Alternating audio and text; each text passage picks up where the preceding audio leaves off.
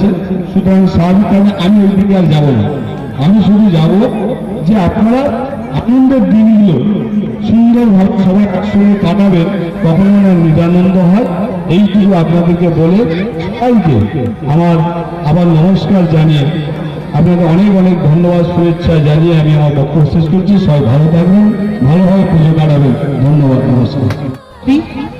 সেই ষষ্ঠীর পূর্ণ লগ্নে এই চণ্ডীমাতা ক্লাবের উদ্যোগে পুজোর শুভ সূচনা হলো। সেই অনুষ্ঠানে উপস্থিত আছেন আমাদের শ্যামপুর টু পঞ্চায়েত সমিতির সভাপতি মাননীয় কান্তামান্না মহাশয়, উপস্থিত আছেন এই পাঁচটি অঞ্চলের প্রধান শ্যামসুন্দর মেটিয়া, ক্লাবের আরও সদস্যবৃন্দ এবং আসান্দা আছে, যারা এখানে উপস্থিত আছেন সবাইকে এবং আমার আজকে শারদীয়া উৎসবে প্রীতি শুভেচ্ছা, অভিনন্দন ও ভালোবাসা জ্ঞাপন করলাম।